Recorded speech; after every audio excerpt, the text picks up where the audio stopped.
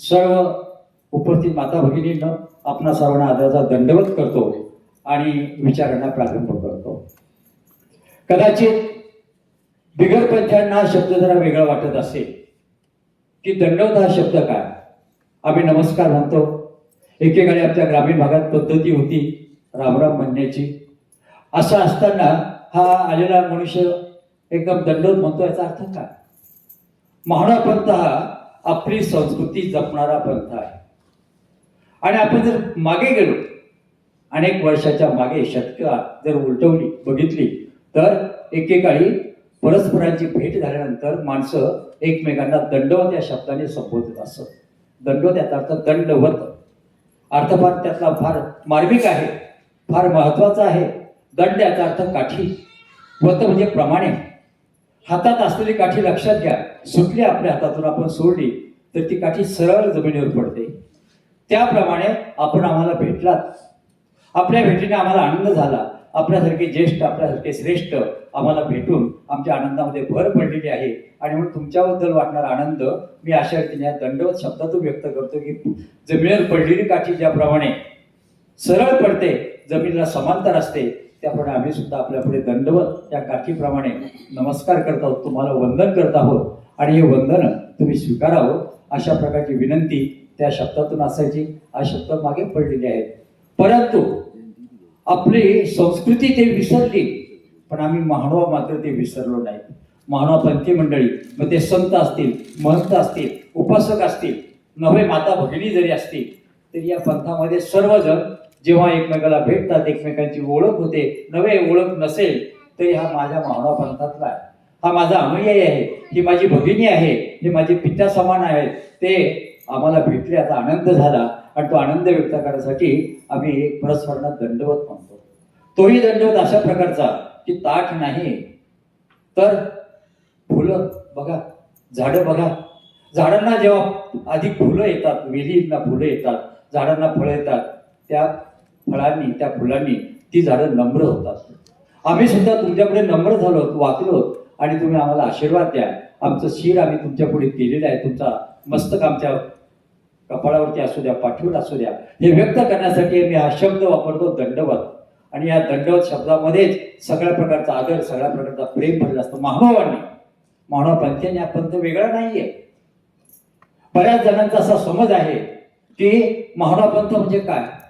काही सरळ आम्हाला म्हणतात हा पंथ कुणाला आहे, भगवे रंगाचे कपडे बघितले की विचारतात, हे काळसर रंगाचे कपडे बघितले की विचारतात, ही मंडळी कुठली, ही कुठून आलेली आहे.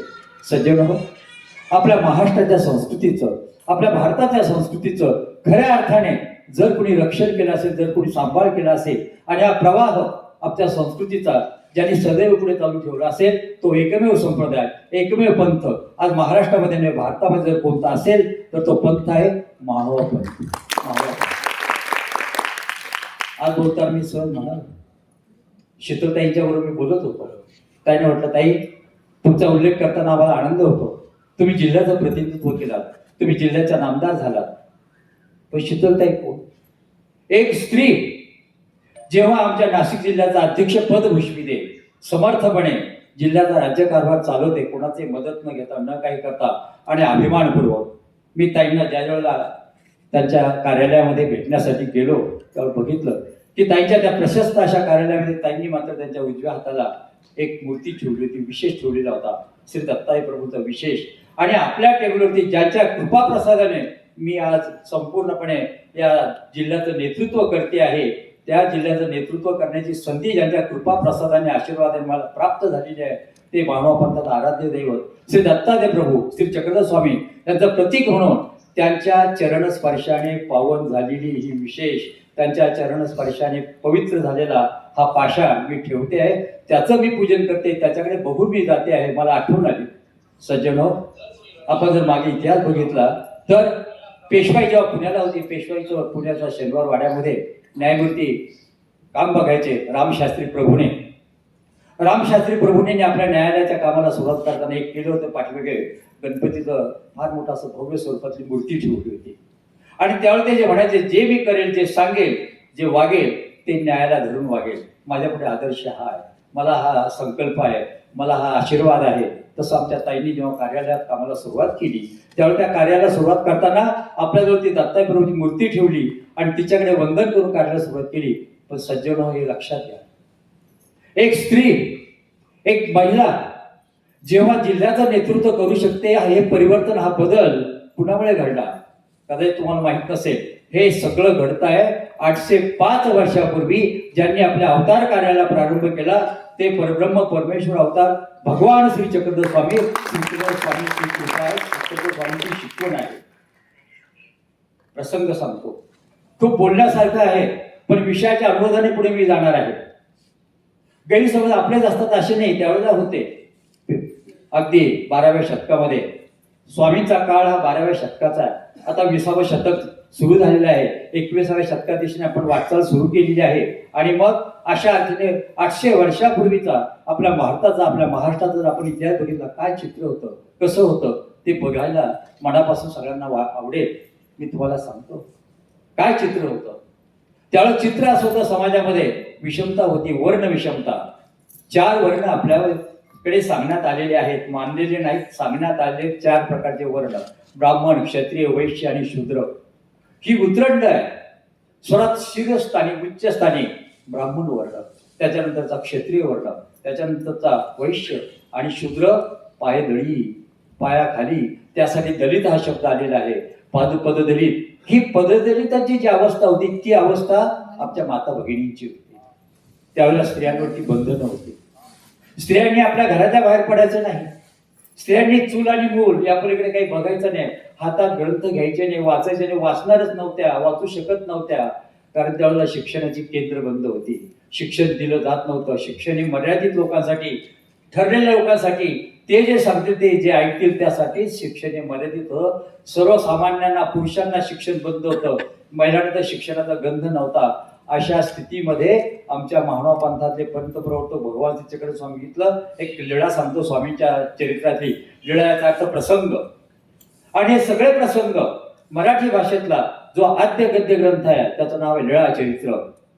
युनो जागतिक मराठी संस्था आहे. जागतिक मराठी संस्थेने जगातल्या 100 ग्रंथांची नोंद केलेली आहे. अभिजात ग्रंथ, उच्चस्थानी असलेले ग्रंथ. आणि त्या अभिजात ग्रंथांमध्ये जी नोंद आहे, आम्हा महाराष्ट्रांना अभिमान वाटला पाहिजे, अशा प्रकारचे 2 ग्रंथ त्यांनी या अभिजात 100 ग्रंथाच्या यादीमध्ये घेतले. त्यात एक संत ज्ञानेश्वरांची ज्ञानेश्वरी आणि दुसरं म्हणजे भगवान श्री चक्रधर स्वामींचं चरित्र, ज्यामध्ये समाविष्ट करण्यात आलेला आहे.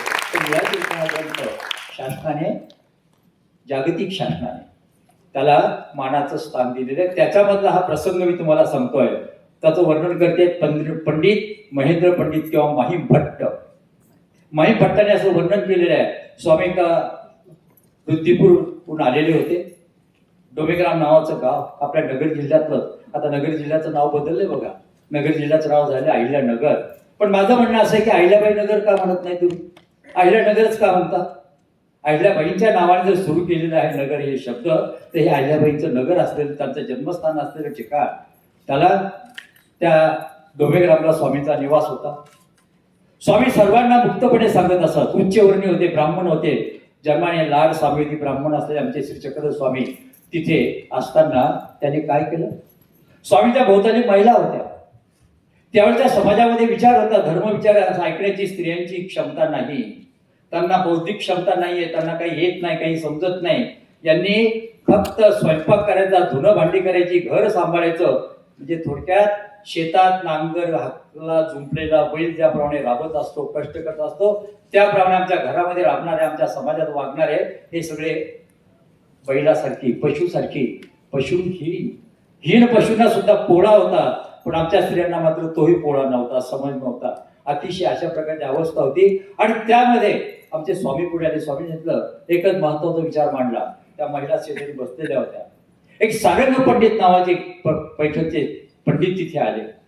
स्वामींना मानत होते, स्वामींच्या बरोबर राहत होते. पण स्वामींच्या सर्व विचारांचा मात्र त्यांच्यावर त्यांनी संस्कार करून घेतलेले नव्हते. पाण्यात असलेला गोटा सुद्धा जसा कोरडा राहतो तसं सारंग पंडित आमच्या स्वामींच्या समवेत असून सुद्धा अंतःकरणाने, मनाने मात्र कोरडे होते. आणि त्याला कारण सुद्धा पूर्व संस्कृतीचा प्रभाव. हा पूर्व संस्कृतीचा जो प्रभाव असतो तो प्रभाव त्यांच्यावरती असल्यामुळे त्यांनी सारंग पंडितांनी त्या महिला बघितल्या आणि मनामध्ये विचार केला. बघा, सर्वज्ञ हा शब्द आमच्या स्वामित्वासाठी आम्ही वापरतो. सर्वज्ञ श्री चक्र स्वामींनी त्यांचे मनातले विचार ओळखले. त्यांच्या मनात काय विचार आले होते ते म्हणतात, बघा कशा गुलगुल्या बसल्या असतील. आमचे स्वामी बसले ते चक्र स्वामी, त्यांचे विचार ऐकण्याचा माझा हक्क आहे, माझ्याजवळ ती बुद्धिमत्ता आहे, त्यांच्याजवळ नाही. कशा बसतात उभीच वेटोळ घालून, जसे एखाद्या सर्पाच्या नागिनी वेटोळ घालून बसलेल्या असतात तशा बसलेल्या आहेत असं वाटतं. उचलावं यांना, पलीकडे तेलंग देशामध्ये, कर्नाटक देशामध्ये, परप्रांतामध्ये येऊन घालावं आणि कोंदे कुटाया लावावे. याचा अर्थ भात कुट्ट्याची शिक्षा, किंवा एखाद्या याच्यामध्ये घातलेलं जसं असतं उखळामध्ये तांदूळ, ते जसे कुटून काढतात तसे यांना कुटून काढावं, अशा प्रकारचा विचार त्यांच्या मनामध्ये आला. आणि तो विचार मनामध्ये आल्यानंतर स्वामी म्हणतात, पांड्या येथे ये गा. पांड्या इथे ये. बघा काय शब्द वापरला, पांड्या येथे ये गा. बघा ही भाषा आहे, ही भाषा लळचित्राची आहे, ही आपली मराठी भाषा आहे. 1200 वर्षापूर्वीची जी, 800 वर्षापूर्वीची जी तुमची आमची बंधू जी मराठी भाषा होती ना, ती भाषा. पांड्या येथे येई गा, इकडे या. आले, प्रणिपातही नाही केला, फक्त छातीला हात लावला. आपला असं बंधू वगैरे ना, मोटरसायकलवर चालले, एखादं मंदिर दिसलं, एखाद्या बाबा दिसले, बाबा दंडवत, छातीला हात लावला, मोटरसायकल पुढे, बाबा पाठवू लगेच. ही आजची आपली भक्तीची पद्धती आहे. त्याप्रमाणे ते आले तेव्हा फक्त छातीला हात लावला, फक्त स्वामी बसा. स्वामींनी ओळखलं हे प्रकरण वेगळं आहे, अहंकाराने भरलेलं आहे, अतिशय त्यांच्या मनामध्ये द्वेष भरलेला आहे महिलांबद्दलचा. तेव्हा मग स्वामींनी त्यांना एक प्रश्न केला, पांड्या, मराठीतला स्वामींच्या वेळेचे शब्द सांगतोय, 12व्या शतकातली मराठी भाषा तो म्हणतोय. ते म्हणतात, पांड्या तुमचा काही जीव आणि यांच्या काही जीवलिया. अरे तुम्ही स्वतःला मोठे समजता, श्रेष्ठ समजता, मान्यवर समजता, तुमचा जीवात्मा उच्च स्थानातला तुम्हाला मान, आणि यांच्या काही आळ्या आहे. एखादी लहान किड्याची माहित आहे ना, शेणामध्ये आळ्या वळवळ करतात, तशा शेणामध्ये जशा आळ्या वळवळ करतात तशा या काही स्त्रिया आहेत का? अरे स्त्री आणि पुरुष हे भेद निर्माण केले कुणी? स्त्री जेव्हा जन्माला येते, पुरुष जेव्हा जन्माला येतो, दोघांचं रक्त कसं असतं, दोघांचा वर्ण कसा असतो, काय भिन्नता असते का? नाही ना. मग तुमच्या दोघांच्या रक्तामध्ये भिन्नता नाही, फरक नाही, जातीसाठी भेद कशाला? आणि जिने तुम्हाला प्रत्यक्ष जन्म दिला, सांभाळलं तर हाताच्या फोडासारखं जीवनात उभं केलं, तिच्याबद्दलचा एवढा तुमच्या मनामध्ये द्वेष, तुमच्या मनामध्ये तिच्याबद्दल वाटणाऱ्या एवढ्या प्रकारची घृणा का असावी? आणि सांगितलं की जा आता, तुम्हाला मी शिक्षा करतोय. काय शिक्षा दिली स्वामींनी? आपलीच गोदावरी जी आपल्या इथून जवळून वाहते, दक्षिण भारताची गंगा, दक्षिण भारताची गंगा, तिला म्हणतात गोदावरी. या गोदावरीचं पाणी तिथे खळखळ वाहत होतं. पांड्या, या कपड्यांशी जाऊन 2 तास उभे राहा पाण्यामध्ये, ही तुम्हाला शिक्षा आहे. त्याने ओळखलं स्वामी आज आपल्यावर नाराज झाले, स्वामीच्या आज्ञेचं पालन केलं पाहिजे. त्यावेळेला ते सारंग पंडित निघाले, पाण्यात जाऊन उभे राहिले, कमरेच्या खोल पाण्यात, आणि गार थंडीचं संध्याकाळचे दिवस होते. अशा काळामध्ये तिथे त्यांना उभं राहणे शिक्षणाची बंधन बघितलं. अशा प्रकारची विषमतेची भावना समाजामध्ये त्यावेळेस सर्वत्र पसरलेली होती. त्या काळामध्ये आमच्या स्वामींनी महिलांना एकत्र केलं. आज एक महिला जेव्हा संपूर्ण जिल्ह्याचं नेतृत्व करू शकते, त्याच्या मागचं जे श्रेय आहे, त्याच्या मागची जी प्रेरणा आहे, त्याच्या मागची जी विचाराची पेरणी आहे, ती विचारांची केलेली पेरणी ही आमच्या स्वामींच्या विचारांची पेरणी आहे. भले त्यावेळेच्या स्त्रियांना मान मिळाला नसेल, भले त्यावेळेच्या स्त्रियांना न्याय मिळाला नसेल, पण आज मात्र या 20व्या शतकामध्ये स्त्रियांना पूर्णपणे मान मिळालेला आहे. त्यामुळे जेव्हा जेव्हा आम्ही कार्यक्रमाला जातो, त्यावेळेस जेव्हा जेव्हा आमच्या पंथीयांचं ज्ञानपीठ असतं, त्या ज्ञानपीठावरती, सभामंचावरती आम्ही स्त्रियांना मानाने हक्काने बोलत असतो. मी आता त्यांना मुद्दा म्हणालो, ताई आपण मान्यवर आहात, आपण आलं पाहिजेत. आमच्या संवेद शीतलताई येऊन बसल्यात, तिचे सुंदर प्रकारे आमच्या जिल्ह्याचा कारभार चालवला. ही हिंमत, हे विचार कशातून आले? हे विचार, ही हिंमत आली सांगळे घराण्यामध्ये. मानव पंथाची परंपरा अनेक वर्षापासून, नव्हे शतकापासून चालत आलेली आहे. पुंजा भाऊंचे वडील जे होते नाना बाबा सांगळे, नाना बाबा सांगळेंनी सुद्धा इथे समर्थपणे मानव पंथाचं त्यावेळेला रक्षण केलेलं आहे. आता फार चांगल्या प्रकारचे चित्र बघून तुम्ही इतके सगळे आलात, पण काही ठिकाणी मी अनुभव घेतलेला आहे. आम्ही फक्त सभेमध्ये 2 किंवा 3 लोक बसलेले असायचे, आणि आम्हाला जेव्हा बसलेले असायचे माझ्यासोबत 2-4 साधू असायचे. लोक मुद्दाम दगड फेकून बघायचे, अंगावर शेत टाकून बघायचे, बघू काय होतं. आमचे संत एवढे मनाने शांत स्वभावाचे असतात, त्याला संत म्हणतात. जो मनाने शांत असतो, जो मनाने विरक्त असतो, ज्याला कोणत्या प्रकारची मनामध्ये अपेक्षा नसते, त्याला संत म्हणतात. ते फेकल्यानंतर संत जर अंगावरती शेण आलं, शेण फेकलं पडलं तर ते संत बाबांनो अरे शेण कशाला फेकता, त्यापेक्षा तर हाताला त्रास घेऊ नका, या तुमच्या हातात शेणाची जी बादली आहे ना ते पातळ कारण माझ्या अंगावर होता, मी कालपासून आंघोळ नाही केली, पर्याय निमित्ताने आंघोळ होऊन जाईल. संत असे सहज असतात की होणारा त्रास, होणारे दुःख. आज आम्ही मानवपंथी मंडळी फार चांगली आहोत, आम्हाला सगळीकडे हे आज मानवपंथांना आदराने मिळतं. काय मिळतं आदराचं स्थान? त्याला कारण आहे या पंथाने आमच्या मराठी भाषेला आद्य कवयित्री दिलेली आहे, आणि ती आद्य कवयित्री महदंबा. स्वामींनी महदंबेला आपल्या जवळ केलं. कोण होती महदंबा? आज आपल्याकडे बंधू अशा प्रकारची कल्पना आहे, एक समज आहे की विधवेला धर्म कार्यामध्ये सहभाग करून घेऊ नये. हा समज बघा, महानुभाव पंथाबद्दलचा समज आणि अपसमज याच्यावरती मी बोलतोय. विधवेला धर्म कार्यात स्थान नाही. आजही एखाद्या चांगल्या शुभ कार्याला एखादी विधवा जर आली, तिच्या कपाळात जर कुंकू नसलं तर प्रत्यक्ष जन्मतात तीच आई म्हणते, कशाला आली की तू तुझं पांढरं कपाळ घेऊन येतं. आणि जिने जन्म दिला ती आई सुद्धा आपल्या मुलीला पांढऱ्या पायाची म्हणते. का? हा झालेला धर्माचा कुसंस्कार, सुसंस्कार नाहीये. सुसंस्कार हा महानुभावांचा आहे. स्त्री कशी असो, सत्वा असो, विधवा असो, कशी असो, तिच्या कपड्याला कुंकू असो अथवा नसो, हातात बांगड्या असो नसो, ती स्त्री आहे, माझी माता आहे, माझी भगिनी आहे, माझी कन्या आहे. मग मला जर मानाने बसण्याचा अधिकार आहे, माझ्या कन्येला का नसावा, माझ्या भगिनीला का नसावा, आमच्या मातांना का नसावा? हा समानतेचा जो विचार आहे आमच्या मनामध्ये, या विचारांची पेरणी, या विचारांची लागण, या विचारांचे संवर्धन जर कोणी केलं असेल तर मी सांगतो, माझ्या मनात, माझ्या विचारात त्या विचारांचे सगळे संस्कार जे रुजवले ते महानुभाव पंथाने रुजवले. मी वयाच्या 1 वर्षाचा असल्यापासून महानुभाव पंथामध्ये आहे. या महानुभाव पंथामुळेच मी मोठा झालोय. या महानुभाव पंथामुळे एका माध्यमिक विद्यालयाचा दिरो कॉलेजचा मी प्राचार्य होऊ शकलेलो आहे, प्राध्यापक होऊ शकलो, अभ्यास करू शकलो. जर महानुभाव पंथ माझ्या पाठीशी नसता तर बंधू आणि भगिनींनो, मला नाही वाटत मी आज या ठिकाणी राहून उभं राहून तुमच्याशी 2 शब्द बोलू शकलो असतो. मला सुद्धा तेव्हा वाटतं मी कुठेतरी एखाद्या कारखान्यामध्ये एखादं यंत्र घासत बसलो असतो, नाही तर पुसत बसलो असतो. हा माझ्यातला एवढा बदल कुणामुळे झाला? महानुभावांमुळे झालेला आहे. आणि म्हणून महानुभाव पंथांचं आमच्यावरती जे मोलाचं असं देणं आहे, महानुभाव पंथाने आम्हाला जे दिलं ते शब्दाच्या पलीकडचं आहे. शब्दांनी ते सांगता येणार नाही. मी तर नेहमी म्हणत असतो की आमच्या अंगाच्या असलेल्या त्वचेच्या कातडी असेल, त्या कातडीचे जोडे केले आणि त्या संतांना जरी दिले पायात, तरी आमचे त्यांच्यावर असलेले, त्यांचे आमच्यावर असलेले जे उपकार आहेत ते उपकार कधी फिटू शकणार नाहीत. अशा प्रकारचे. आणि म्हणून आज आजच्या कार्यक्रमाची सुरुवात प्रास्ताविक करताना आमच्या अडवाला आपण सांगितले की जेणे मज दाखविले आनंद कंदा, तो उपकार न फिटे मज कदा, देवा परमानंदा तुझ फिटे. अरे हा परमेश्वर, या परमेश्वराची ओळख ज्याने आम्हाला करून दिलेली आहे, त्या गुरुची आमच्यावरती जेवढे अनंत उपकार आहे ते परमेश्वरा, त्यांचे असलेले आमच्यावरती जे उपकार ते उपकार फिटू शकत नाहीत. बघा, त्या बाबांनी छोटंसं बाळ सोबत आणलं. कोण लागतं त्याचं ते बाळ? कुणाचं आहे ते बाळ? अरे कधी कुणाला त्यांना सुद्धा कल्पना नाही की आपल्याकडे हे बाळ आलेले कुणाचं आहे.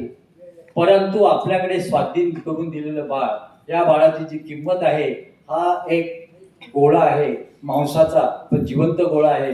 याच्यावरती जर आपण संस्कार केले तर उद्याला हाच पुढे निर्माण होऊ शकेल, हे तर होऊ शकेल. म्हणून मानव पंथामध्ये एक फार मोठी चांगल्या प्रकारची पद्धती आहे.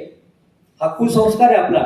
मानवाच्या हातात जर लहान मुलं बघितलं ना, लोक म्हणतात अरे हे मानव पंथाचे लोक लग्न करत नाहीत, यांना पत्नी नसते, मग यांच्याकडे लहान मुलं कशी आली? लगेच कपाळाला राखी पडते, मनात वेगळेच वाईट विचार सुरू होतात. हे काय गडबडीतलं आहे का? अरे नाही, तुमच्या पोटी जन्माला आलेली मुलं तुम्ही सांभाळू शकत नाही, तुम्ही त्यांचं रक्षण करू शकत नाही, तुम्ही त्यांचा आजार दूर करू शकत नाही. सिन्नरच्या मंदिरामध्ये येता, सिन्नरच्या देवाला नमस करता, देवा माझं एकूण ते लेकरू आतापर्यंत 4 जन्माला आली, 4 गेली, आता एक 5वं आलं, हे तरी जगू दे रे. तिथे नाक घासता, कपाळ घासता. आणि जे डॉक्टरांकडनं, मुंबईच्या डॉक्टर्सकडनं सुद्धा जे उपाय होऊ शकणार नाही, ते उपाय आमच्या सिन्नरच्या मंदिरामध्ये कोणत्या प्रकारचा धागा दोरानं बांधतात, कोणत्या प्रकारचा. आणि मरण पंथाला लागले ते पोरं महानुभाव पंथाला लागू शकतं. महानुभाव पंथ शब्द अर्थ काय? महान असते यस्ते स महानुभावा. महानुभाव शब्दाचा अर्थच आहे महान अनुभवा यश असती स महानुभावा. ज्यांचे महान अनुभव आहे, ज्यांच्याकडे ज्ञानाचा अधिक तेज आहे, ज्यांच्याकडे वर्तनाचा अधिक तेज आहे, असे जे आहेत ते स्त्री असो किंवा पुरुष असो, स्त्री पुरुष हे सगळे समान आहेत. ते महानुभाव यासाठी ज्ञानाने मोठे आहेत, विचाराने मोठे आहेत.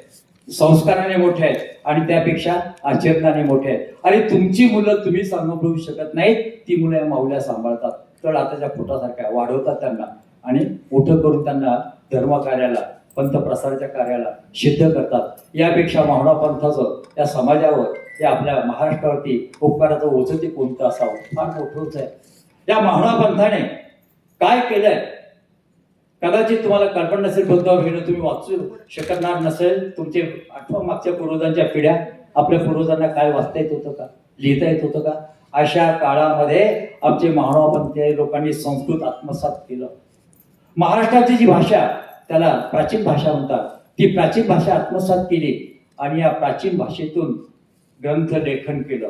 एक नाही, दोन नाही, मानवांनी 6,500 प्रकारचे ग्रंथ निर्माण केले आहेत. बंधू आणि भगिनींनो, आपलं आयुष्य गेलं तर 6,500 ग्रंथांची नुसती नावं सुद्धा आपण सांगू शकणार नाही, पाठ करू शकणार नाही, लक्षात ठेवू शकणार नाही. आमच्या माहुणापंथाने मराठी भाषेला 6,500 प्रकारचे ग्रंथ दिले आहेत. आणि म्हणून मी ज्या ज्या वेळेला वेगवेगळ्या वाचनालयामध्ये जातो, ज्या ज्या वेळेला वेगवेगळ्या महाविद्यालयामध्ये जातो, त्यावेळेला पहिल्याने बघतो की या वाचनालयामध्ये मानवांच्या संबंधित ग्रंथ कोणते आहेत.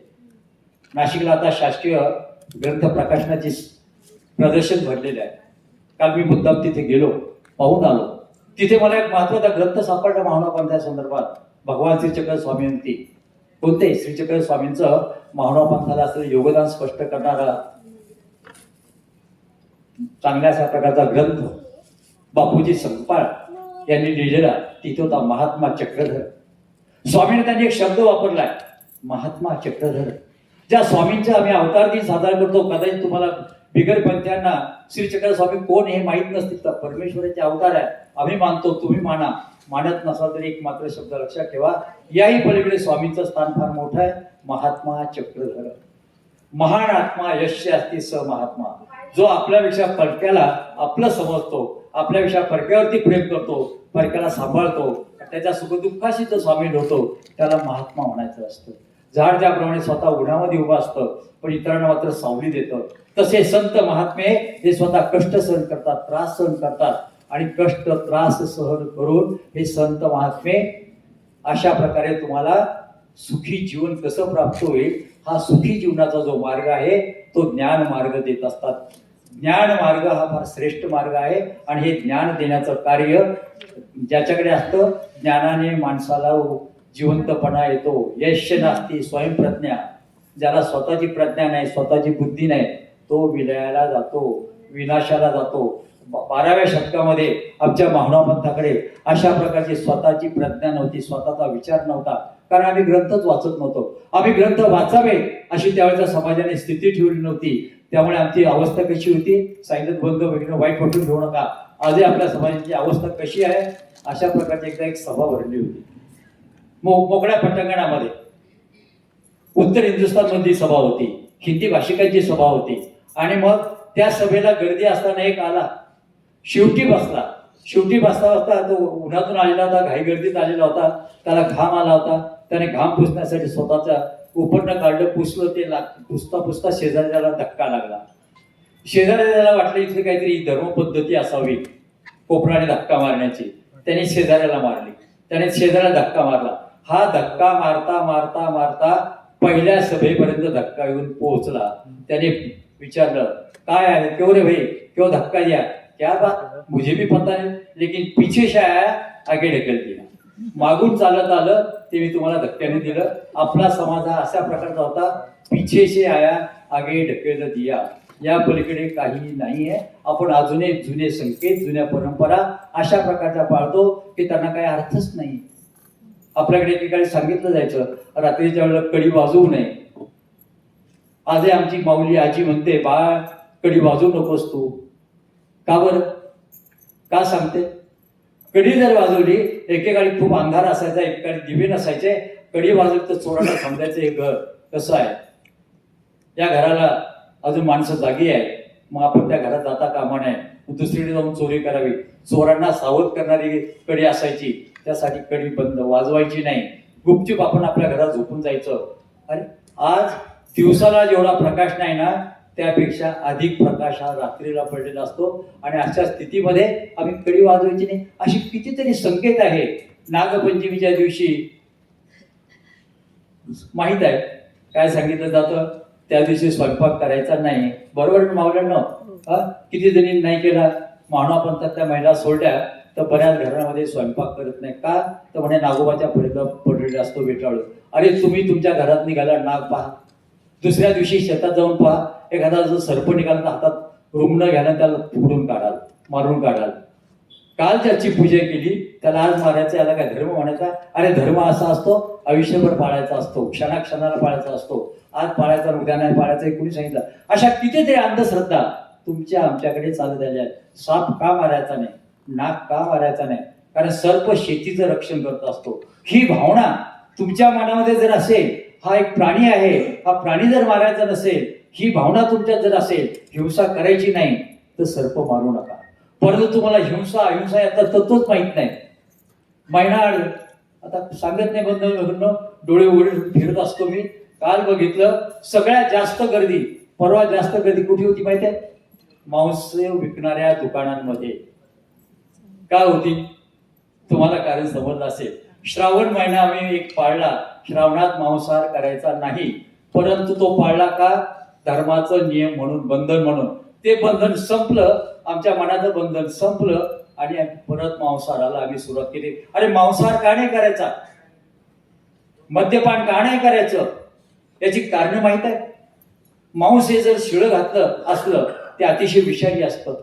मांसाने खाल्लं त्याच्यामुळे माणसाच्या मनामध्ये मद निर्माण होतो, माणसाच्या मनामध्ये वेगवेगळ्या भावना तयार होतात आणि त्या भावना तुम्हाला कुवासनेकडे, कुविचाराकडे घेऊन जातात.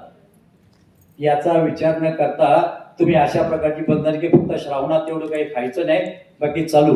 तुम्ही सुद्धा असं करून पहा बरं. एक महिन्यावर जेवणच नाही करायचं जगात, नाही ना. आणि धर्म आयुष्यभर पाळायचा असतो आणि मानवपंथी मंडळी यासाठी धर्म अशा प्रकारचा पाळतात. मांसाहार का करत नाही? हिंसा करायची नाही.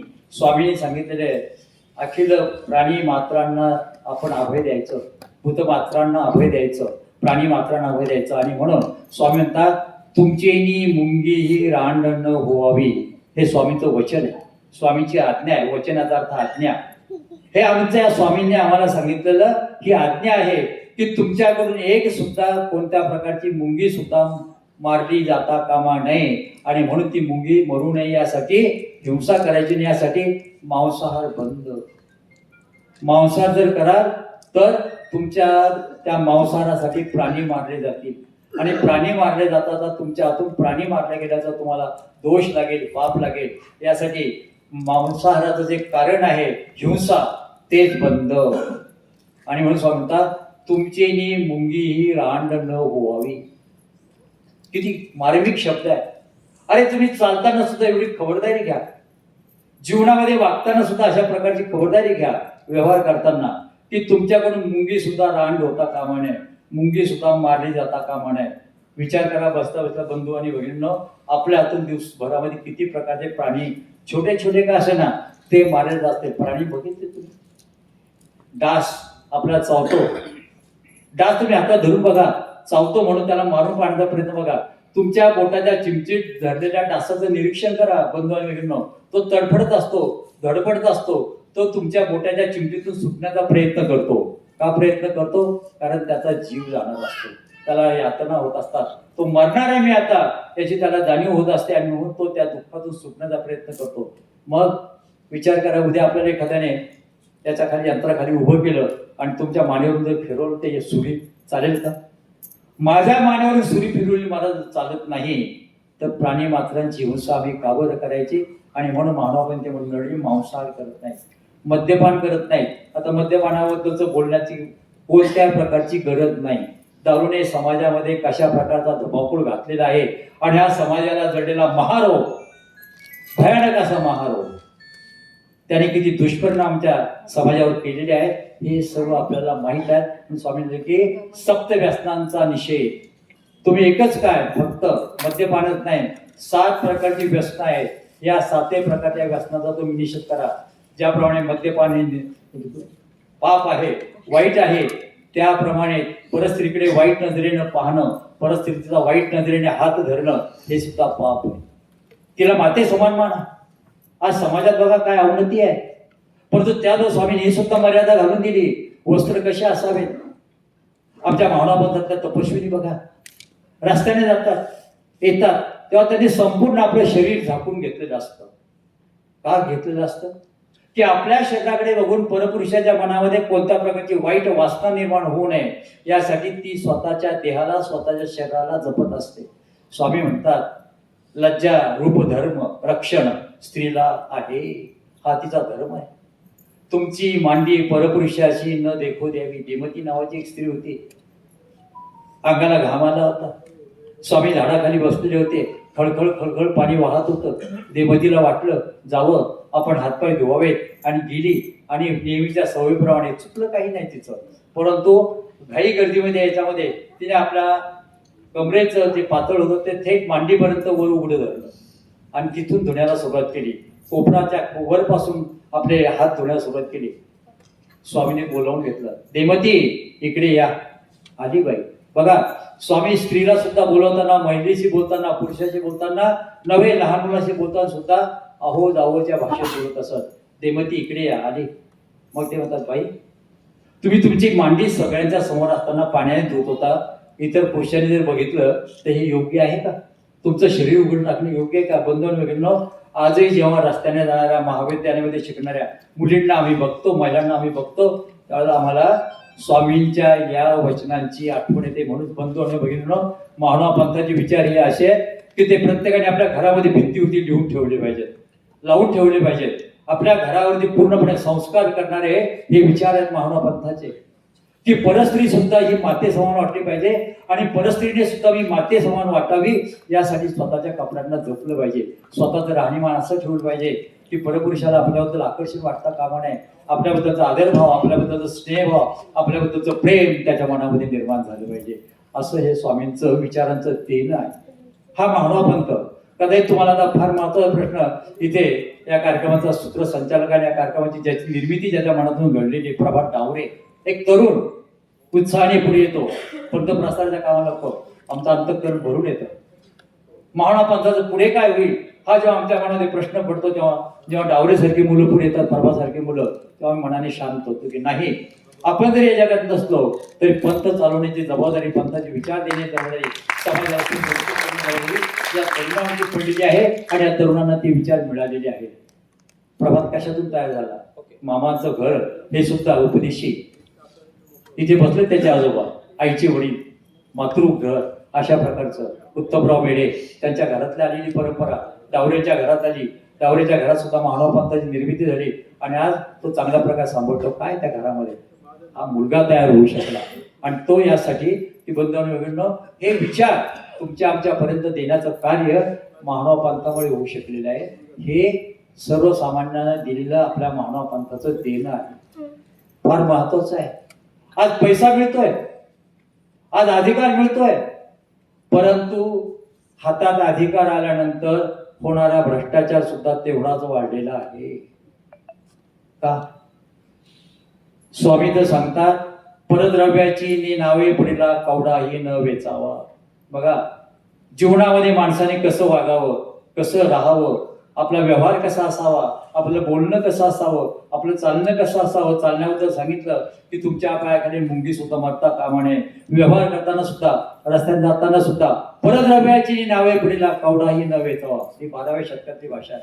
स्वामी म्हणतात, जर तुम्ही रस्त्यात जात असताना तुम्हाला खाली पडलेला पैसा दिसला, तुम्हाला दुसऱ्याचा पैसा दिसला, एक पैसा जरी दिसला तरी मनामध्ये हा विचार देऊ नका की याला मी उचलेल, माझ्या खिशात टाकेल, कुणी पाहत नाही, आता काय होतंय, मी सुद्धा उचलल्याने काय बिघडणार नाही, तर त्याचा हरवलेला आहे, हरवलं तर हरवू द्या.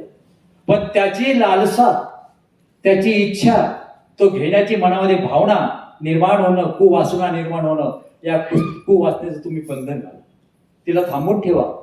दुसऱ्याच्या पैशाला स्पर्श सुद्धा करण्याची वासना ठेवू नका. आज समाजामध्ये जेव्हा भ्रष्टाचार होतो तेव्हा मला विचार येतो, आमच्या स्वामींचे विचार या समाजात या व्यक्तींपर्यंत गेले असते, मनात रुजले असते आणि आचरणात जर आले असते, त्यांच्या हातून भ्रष्टाचार झाला नसता.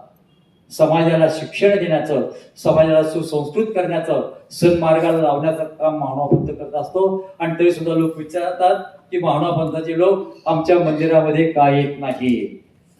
प्रश्न फार चांगला, आवडता प्रश्न माझा. त्याचं उत्तर असं आहे बंधू बहिणींनो, एकदा आमच्या स्वामींचा निवास भडगावला होता. जळगाव जिल्ह्यातलं गाव भडगाव. भडगावला स्वामी होते. तिथे नदी वाहते. नदीच्या पलीकडे असलेलं जे शिवालय, त्या शिवालयात स्वामींचा निवास होता. पण सारखी गर्दी. लोक म्हणायला लागले की बाबा, आपण जे आम्हाला तत्वज्ञान सांगता, जो उपदेश करता, ते तत्वज्ञान, ते उपदेश आम्हाला नीटपणे समजत नाही. तर असं करा ना, शांत जागा शोधा.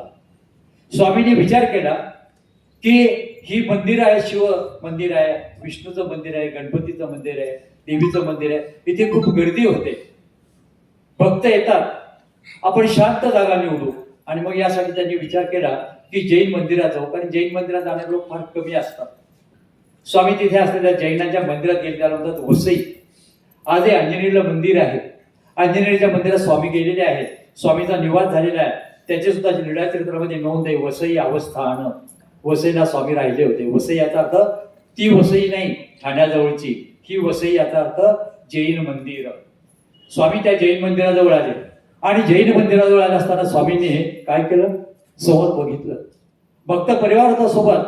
स्वामींचे सगळे भक्त होते ते ब्राह्मण समाजातले होते, उच्च समाजातले होते. वेदांचा अभ्यास केले होते. 4 वेद, ऋग्वेद, यजुर्वेद, सामवेद, अथर्ववेद, 6 पुराण, 10 उपनिषद, सगळ्यांचा उपदेश केलेले, अभ्यास केलेले, असे संस्कृतचा उत्तम शिक्षण घेतलेले हे स्वामींचा समवेतत्व. ते सगळे जवळ असताना समोर स्वामींनी बघितलं, जैनांचं मंदिर होतं, जैनांच्या मूर्ती होत्या. आणि त्या जैनांच्या मूर्ती लोकांनी फोडून टाकल्या होत्या. कुणी फोडल्या होत्या? जे जैन नव्हते त्यांनी. थोडक्यात शब्दात सांगायचं म्हणजे हिंदू धर्मीयांनी. आणि ते बघितल्यानंतर स्वामी म्हणतात, स्वामींचं अंतःकरण दुखवलं. सगळं जग हे माझं आहे. सगळ्या जगातली धर्मातली माणसं, तो धर्म कोणता असेल, भिन्न असेल, जैन असतील, मुस्लिम असतील, बौद्ध असतील, हिंदू असतील, शंकर भक्त असतील, विष्णूचे भक्त असतील, गणपतीचे भक्त असतील, देवीचे भक्त असतील, ते कोणी का असेना, पण ते माझे भक्त आहे, ती माणसं आहे. आणि माणसाने माणसाशी माणसासारखं वागावं, हा एक शुभ संकेत, एक शुभ विचार स्वामी दिला होता. स्वामीच्या म्हणतात कळवळलं स्वामीचं हृदय. स्वामींचं अंतःकरण फार फार असं कोमल होतं. आणि स्वामी कळवळून म्हणतात, अरे कुणी अशा प्रकारचं एक वाईट कृत्य केलं. एक ब्राह्मण पुढे आला. तो बाबा काय सांगायला पाहिजे, हे आमच्याच लोकांनी केलं हो, हे आपलीच माणसं. आणि मग स्वामी म्हणतात, आणि उलट तो काय म्हणतो, बाबा असं व्हायचंच हो, कारण हे थोडं आपलं मंदिर आहे का, हे तर जैनांचं मंदिर, फुटू त्या जैनांच्या मूर्ती, काय बिघडतं. तेव्हा स्वामी म्हणतात, अरे वैर्याचा देव झाला म्हणून काय दगडे हाणून फोडावा. एका वाक्यात स्वामींनी संपूर्णपणे परधर्माबद्दलचे जे विचार आहेत, परधर्मियांच्या बद्दल जे मत आहे, अन्य संप्रदायाबद्दल जे मत आहे, अन्य पंथांबद्दलचं मत आहे, सांगितलं की वैर्यांचा देव झाला तरी काही दगडे हाणून फोडावा. अरे वैराचा शत्रूचा देव झाला मग असा दगडाने फोडून टाकायचा नाही, त्याला जपलं पाहिजे. आणि नेमकं बघा बंधू, मी अशा क्षणाला बोलत आहे की आता उद्याला गणपतीची आम्ही स्थापना करणार, वाजत गाजत गणपतीला आणणार, पूजा करणार, आरती करणार. पुढचं बाकी काही म्हणत नाही. गणपतीच्या डेकोरेशनच्या पाठीमागे काय घडतं ते मी बोलत नाही. वृत्तपत्रातून बातम्या येत असतात, त्याच्यावर बोलण्याचा मला अधिकार नाही. परंतु अनंत चतुर्दशीच्या दिवशी काय घडतं बंधू आणि भगिनींनो, ज्याला वाजत गाजत घरात आणलं, ज्याची स्थापना केली, त्यासाठी हजारो रुपये खर्च केले, डेकोरेशन केलं, सजावट केली, सगळं केलं, त्याला आम्ही शेवटी शेवटचा निरोप देणार. आणि काय करणार, पाण्यामध्ये नेऊन बुडविणार.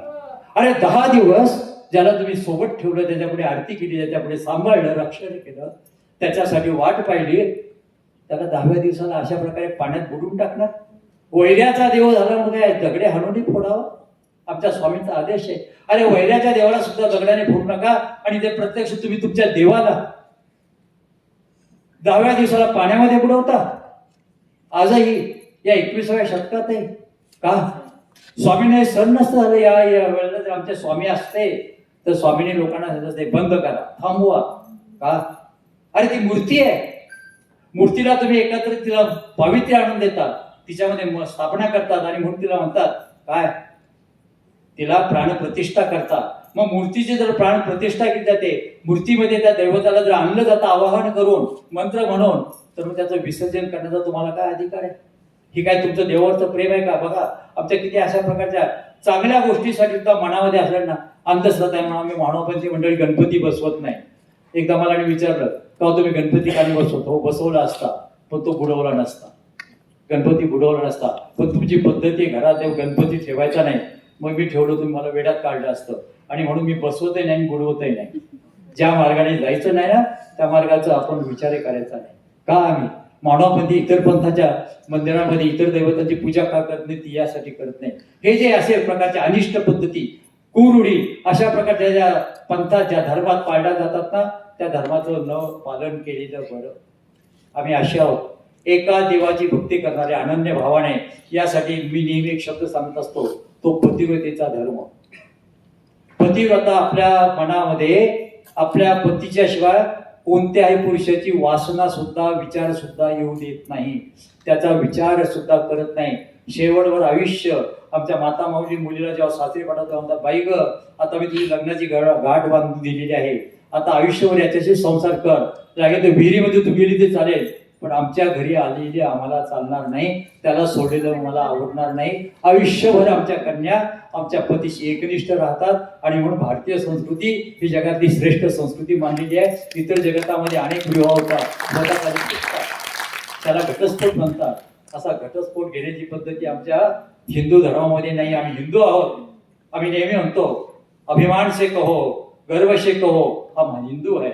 आणि जेव्हा आम्ही गर्व से कहो म्हणतो ना तेव्हा गर्वाने तेवढं त्या हिंदू धर्माचं संरक्षण, त्या हिंदू धर्माचं पालन, ते विचार सांभाळण्याचं काम सुद्धा आम्ही करतो, मानवपंथी करतो. आणि म्हणून कोणत्या प्रकारे दैवताचा नाश करायचा नाही.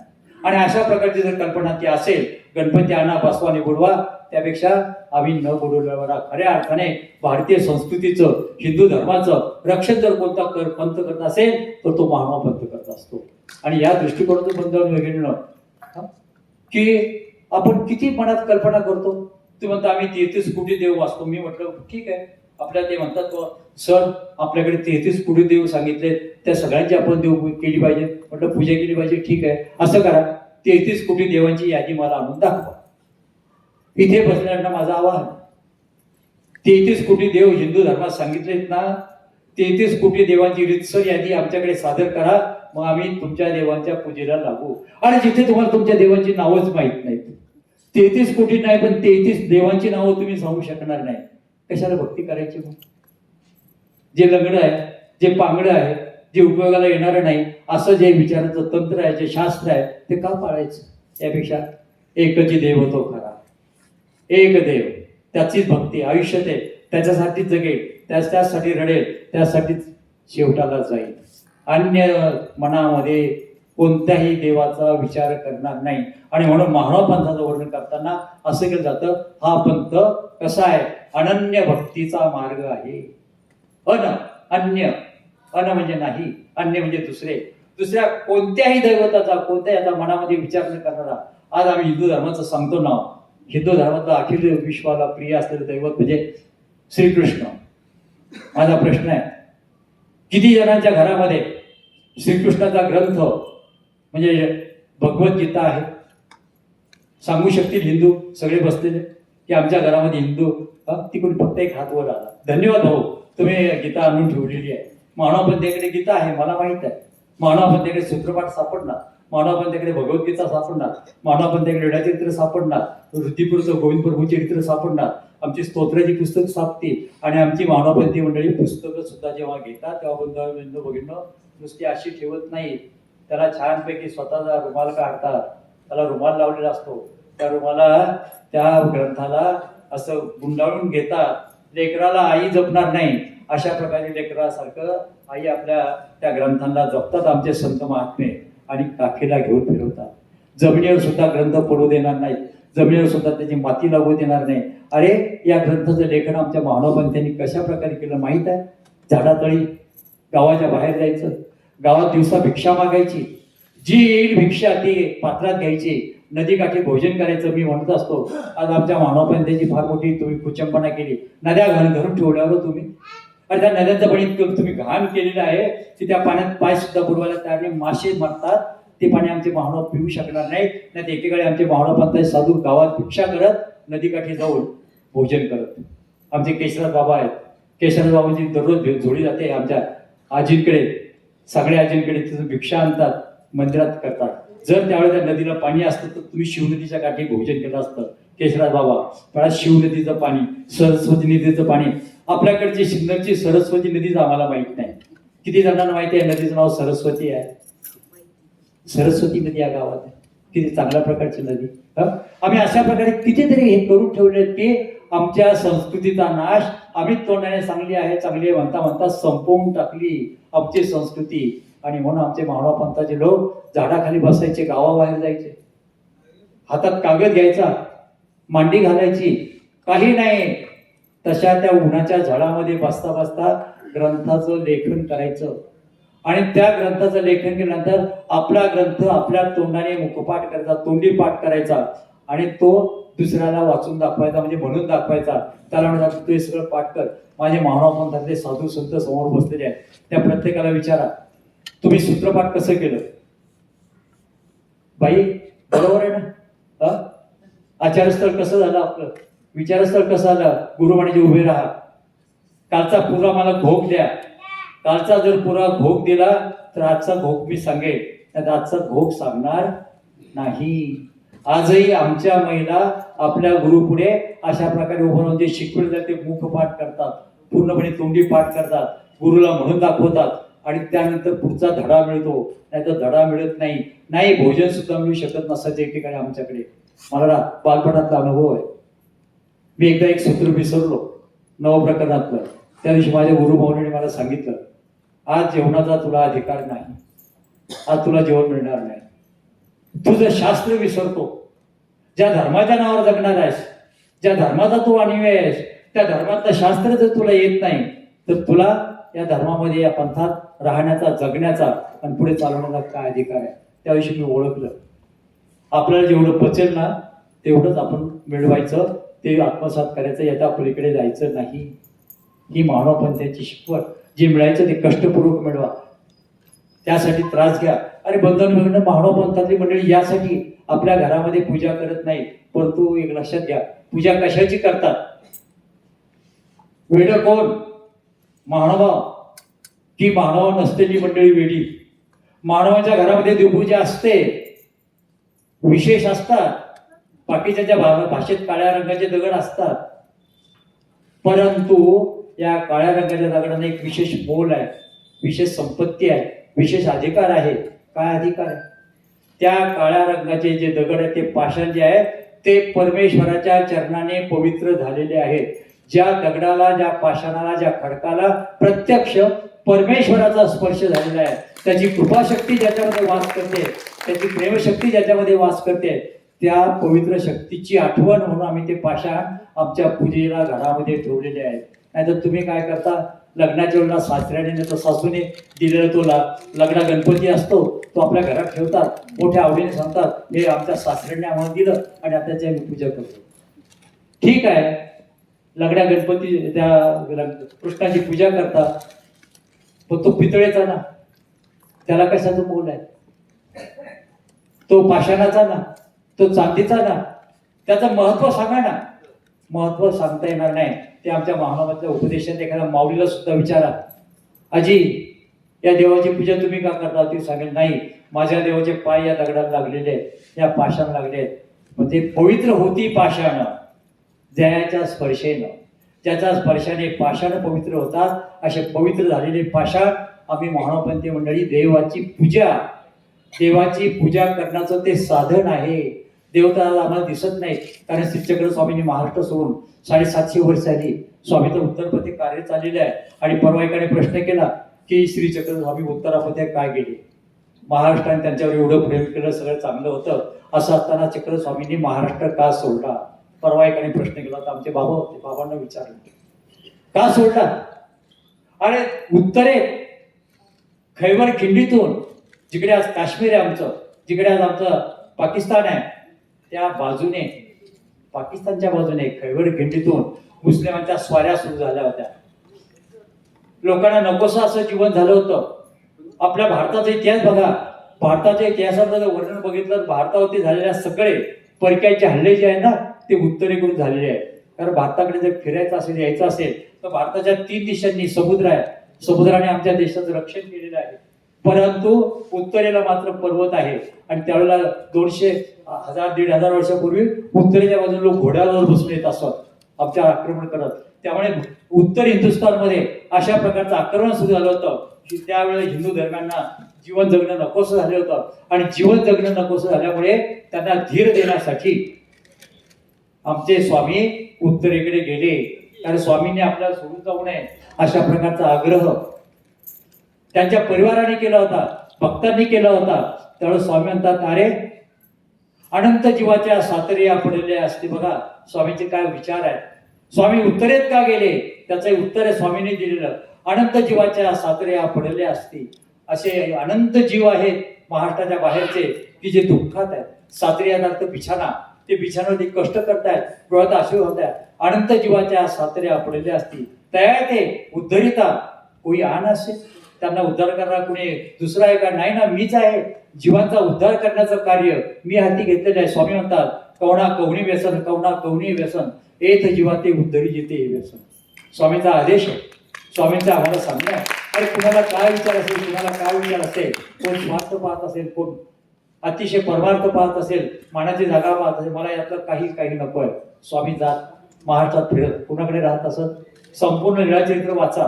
लीळाचरित्रामधली मला एक तरी नोंद अशी दाखवा की स्वामींनी फक्त असं मंदिर बांधलं, स्वामींनी स्वतःच्या नावाचा मठ केला, स्वामींनी स्वतःच्या नावाचं मंदिर केलं.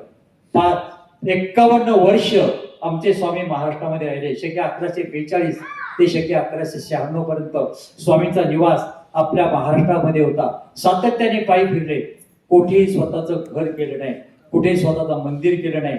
इतकंच नाही, प्रवासामध्ये कुठेही स्वतःचं वाहन वापरलं नाही, पालखीत बसले नाही. कोण होते स्वामी माहित आहे बिगरपंथीयांना? अरे स्वामी तर हे राजकुमार होते, राजपुत्र होते. मी 10 मिनिटांनी थांबणार आहे. 3:45 वाजत आले. मला वाटतं कुठे व्यवस्थापक 4ची वेळ आहे ना, 4च्या थांबलं पाहिजे म्हणून मी 10 मिनिटांनी थांबतो. स्वामी कोण होते? गुजरातचे प्रधान पडतचे विशाल देव, ते विशाल नंदन होते. विशाल देवाचे सुपुत्र होते. माता मालन देवी. आनंदामध्ये राज्यकारभार चालला होता. एकुलता एक पुत्र, सगळं सुवच्छ. अजून एक गुजरातीत जाऊन पहा. भडसला जर आपण गेलो ना, वृंदावन गेलो ना, माझं सांगणं आहे, नर्मदेच्या काठावरती भला मोठा वाडा आहे. अर्धा वाडा मुसलमानांनी पाडलाय.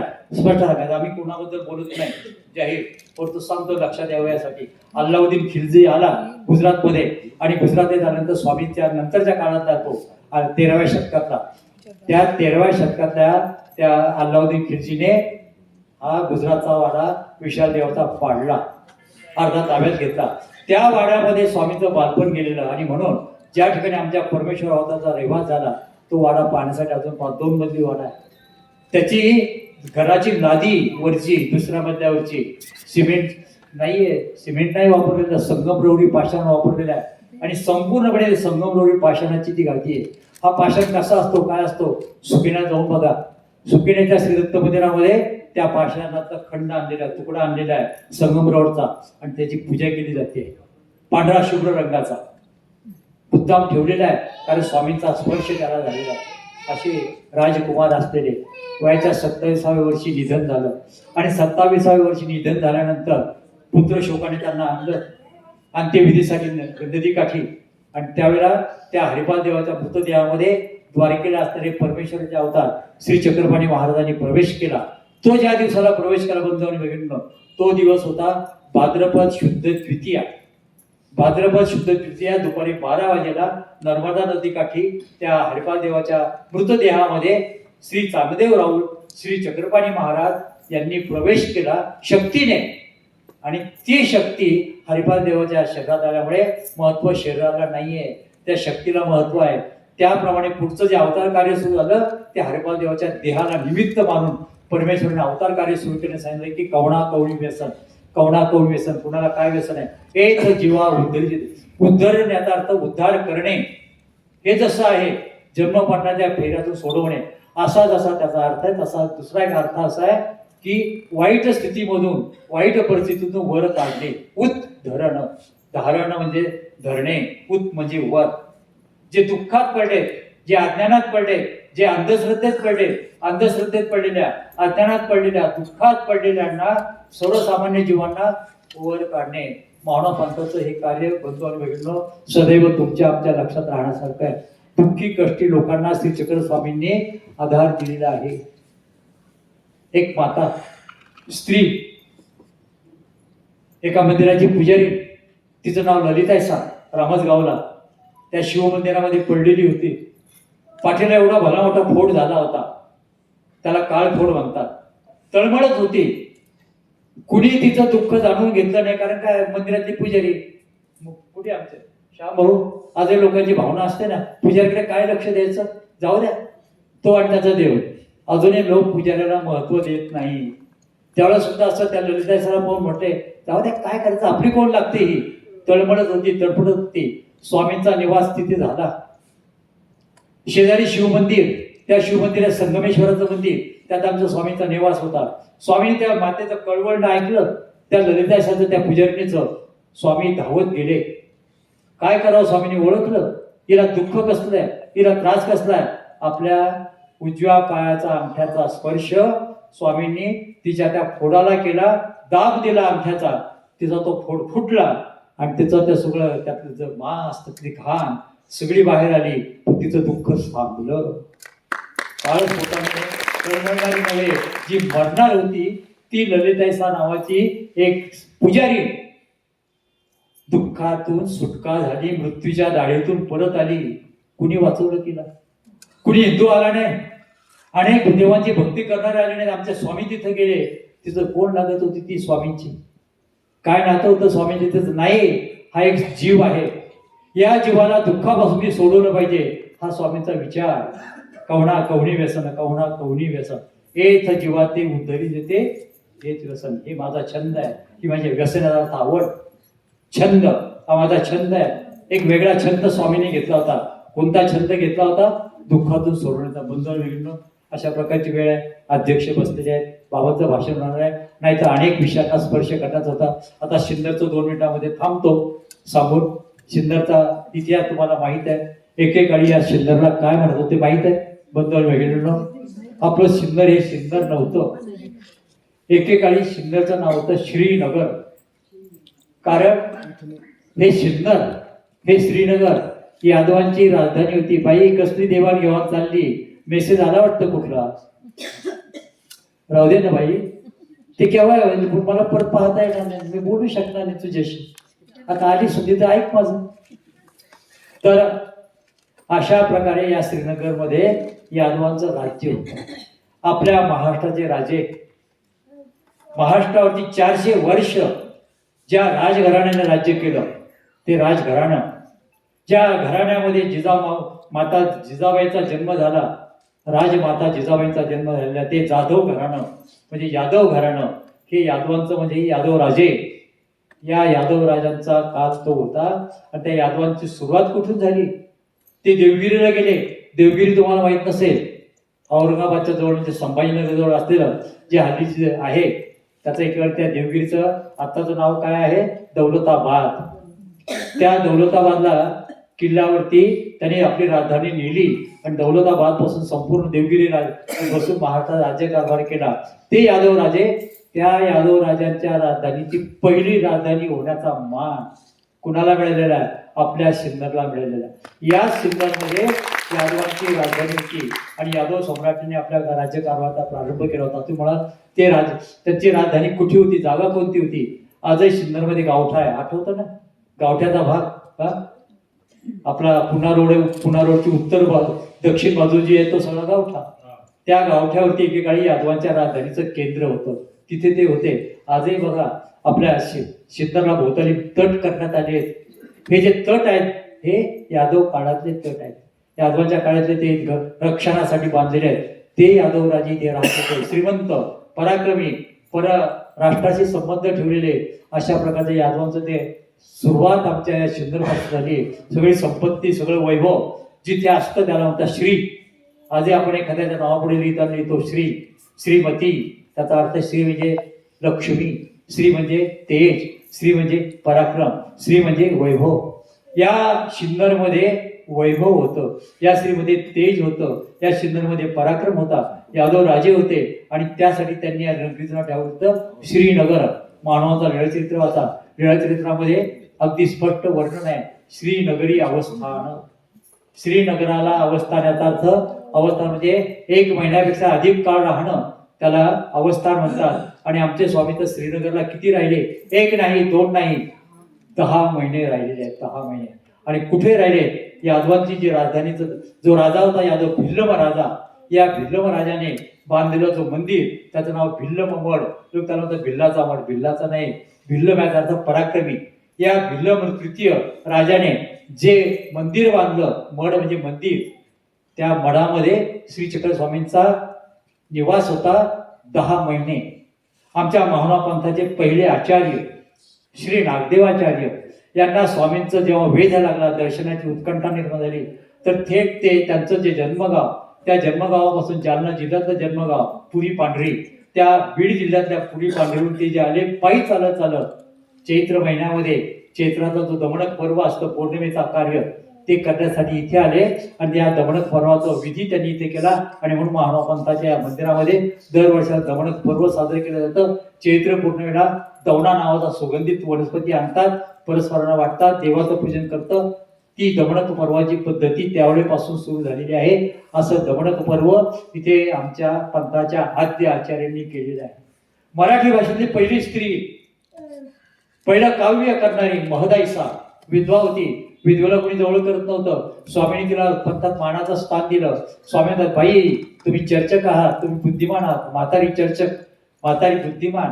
आणि त्या म्हातारी म्हणजे मनाने, ज्ञानाने, विचाराने तिला मानाचं स्थान दिलं आणि सांगितलं की बाई तुम्ही सामान्य नाही, तुम्ही श्रेष्ठ आहात. तिने काव्य केलं. महदंबेचे धवळेमुळे काव्य सगळीकडे आता प्रकाशित आहे. मराठी भाषेतलं पहिलं काव्य आहे स्त्री काव्य. स्त्रियांना पहिला मान मिळवून देण्याचं काम आमच्या स्वामींनी केलं. दीनदलितांना मान मिळवून देण्याचं स्थान सर्वसामान्य स्वामींनी केलं. आणि खऱ्या अर्थाने अंधश्रद्धा जी असते समाजातली, ती अंधश्रद्धा घालवण्याचं काम स्वामींनी केलेलं आहे. डोळस दृष्टी दिली, डोळस विचार दिले आणि सगळ्यांच्या मनातली विषमता घालवली. याचं उदाहरण सांगतो, आमच्या पंथामध्ये सगळ्या जातीची माणसं आहेत. आज उल्लेख करण्याची गरज नाही, परंतु अगदी एकेकाळी तुम्ही ज्यांना महार म्हणत होता, मातंग म्हणत होतात, महार मातंग या समाजाची माणसं आमच्या पंथात आहे. नव्हे, पंथात नुसते नाहीत, संन्यस्त आहेत, साधू आहेत, साधू नाहीत, महंत झालेले आहेत.